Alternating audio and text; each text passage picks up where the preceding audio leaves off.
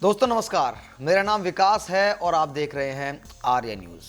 कुछ शब्द हैं जैसे कि राजनीति, राजनेता और उनकी ज़िंदगी।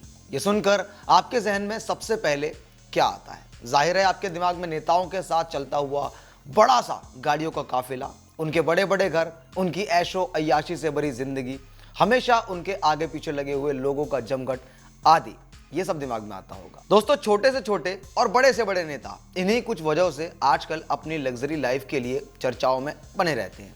लेकिन क्या आपको पता है कि कुछ दशक पहले तक हमारे देश में राजनीति को जनता के हितों के लिए किया जाता था, लेकिन आज इस दौर में राजनीति के प्रोफेशन को नेताजी लोग जनता के हितों के लिए नहीं बल्कि अपनी तिजोरियों को भरने के लिए किया करते हैं।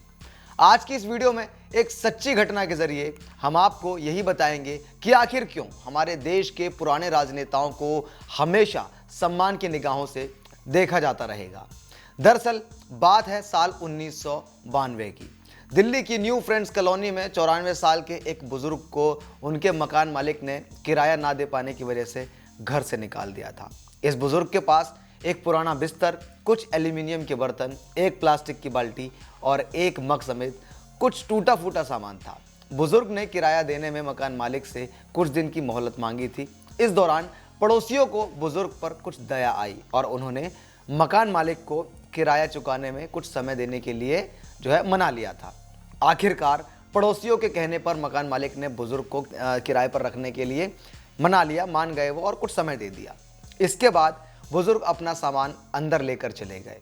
इस दौरान वहां से गुजर रहा एक पत्रकार ये सारा नज़ारा देख रहा था कि क्या हो रहा है। उसने खुद अपनी आंखों से ये सब कुछ मंजर देखा था। ऐसे में उसने सोचा क्यों ना इस खबर को मिर्च मसाला लगाकर अपने समाचार पत्र में प्रकाशित किया जाए। और इसी दौरान पत्रकार महोदय ने उस बुजुर्ग की और मकान मालिक की कुछ तस्वीरों को भी खींच लिया था अपनी न्यूज़ को पोस्ट करने के लिए। इसके बाद वो इस खबर को लेकर सीधे अपने कार्यालय पहुंचा और इस खबर का शीर्षक यानी खबर की हेडलाइन भी सोच ली थी। दोस्तों वो हेडलाइन थी, क्रूर मकान मालिक ने पैसों की खातिर बुजुर्ग किराएदार को घर से निकाला।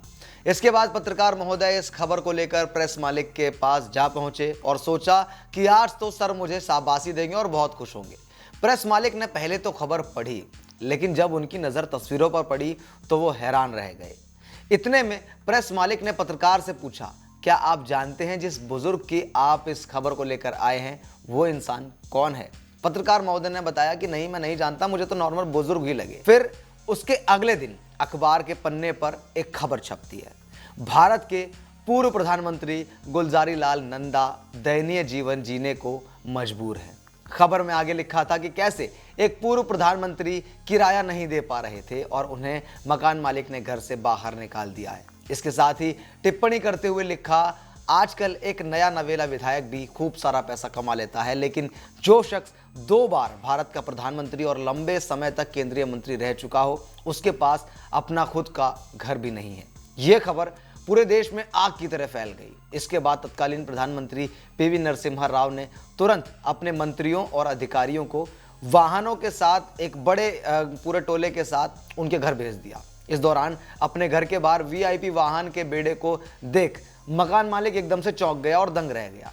तब जाकर उसे पता चला कि उसका किराएदार कोई मामूली इंसान नहीं बल्कि भारत के पूर्व प्रधानमंत्री और केंद्रीय मंत्री गुलजारी लाल नंदा हैं। इसके बाद मकान मालिक अपने दुर्व्यवहार के लिए गुलजारी लाल नंदा के चरणों में लेट गया। इसी दौरान अधिकारियों ने गुलजारी लाल नंदा से सरकारी आवास और अन्य सुविधाएं को स्वीकार करने का अनुरोध किया, लेकिन उन्होंने इस प्रस्ताव को ये कहते हुए अस्वीकार कर दिया कि वो इस बुढ़ापे में ऐसी सुविधाओं का क्या करेंगे।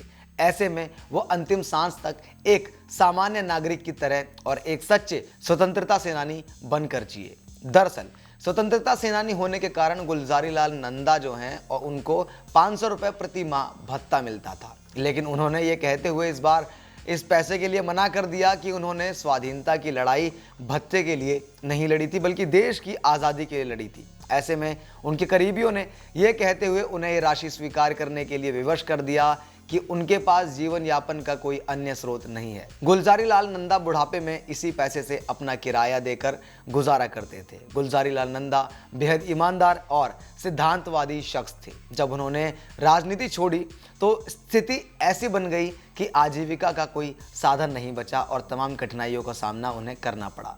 वरिष्ठ पत्रकार और लेखक रशीद किदवई अपनी किताब भारत में प्रधानमंत्री में लिखते हैं कि गुलजारी लाल नंदा को अक्सर दिल्ली के कनॉट प्लेस में बस स्टॉप पर बस का इंतजार करते हुए देखा जाता था। वह बस से नई दिल्ली से न्यू फ्रेंड्स कॉलोनी स्थित अपने किराए के घर आया जाया करते थे। गुलजारी लाल नंदा का जन्म दोस्तों 4 जुलाई 1898 पाकिस्तान के सियालकोट, जो कि पहले भारत में हुआ करता था, वहां हुआ।